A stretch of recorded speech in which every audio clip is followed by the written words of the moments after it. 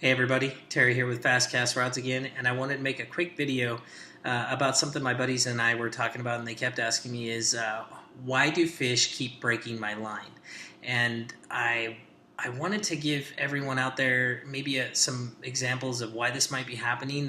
And so if you're setting the hook and it's immediately snapping your line, or the fish is on and it surges and it goes one way and it just snaps your line, and you don't know why it's happening, and most of all, it's really bad for the fish. You know, if you hook a fish and it breaks the line off and breaks your setup off, now it's swimming around with however much line that got snapped off, plus weight, plus a hook, plus a worm, and even worse if it swallows the hook, it can't get it back out or anything like that, and it's really important to try and mitigate this whenever we can.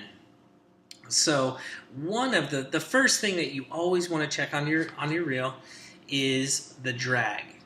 It's right there, and it's usually on every little reel that you can buy, especially out there now. I don't think any reels come without a drag. And what the drag does is it allows you to set this little spindle to where you can easily, or if you crank it down, it's a lot harder to pull line out. But what's going to happen is when a fish surges and you have your drag set, it's going to be able to quickly pull line out instead of just get that really tight and not be able to pull any drag at all, and then it's just going to snap your line because it's got too much tension on it. Now, this is really durable line. Like, this is really durable, but if a fish just slams on it and you don't have the drag set, it's just going to snap your line.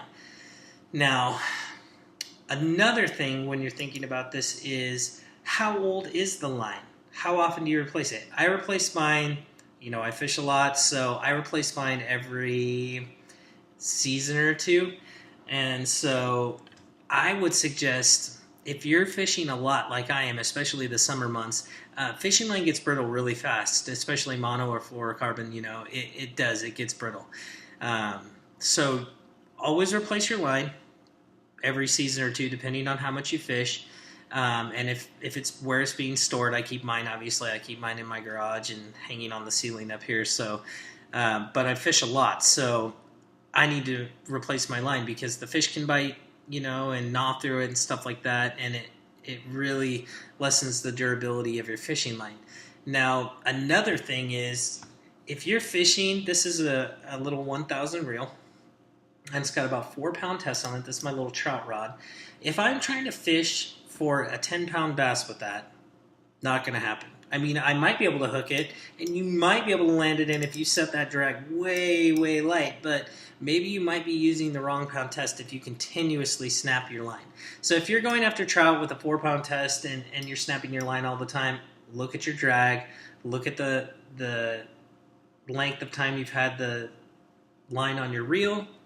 If you're going for bass or something like that with 4-pound tests, probably not going to work out for you because, largemouth bass, we're wanting to land 10, 12-pound monsters, average, typical 2-3 pounders, but we want the monster fish. So, you might want to step up into a higher weight test, maybe a 10 or 12-pound test, or if you go to a braid, if you're using braided line, you can put an 8 or 10-pound leader on it, and you should be fine there too. And one last thing is, so if your drag is set fine, and you just replaced the line, and that it's the right test, you know it. You're always fishing this spot. You need 6 or 8-pound tests, but it's still snapping. You might not be playing the fish right.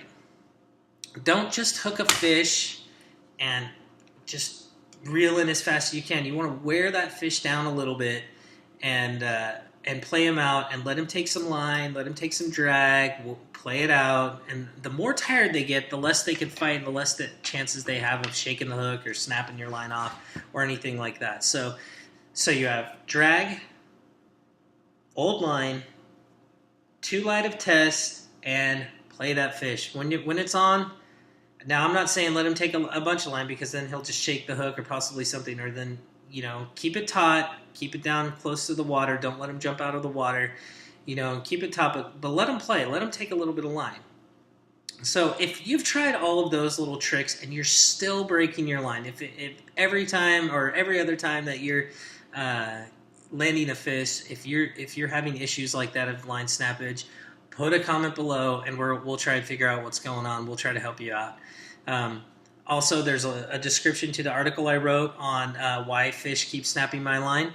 Check that out, or you can go to Fastcast Rods /line break, and you will go to my article, and I'll give you a little breakdown on the pointers that I just mentioned, and go into more depth on what could be causing the old line to fail and stuff like that, and how to really play the fish. So if you have any questions, leave them below.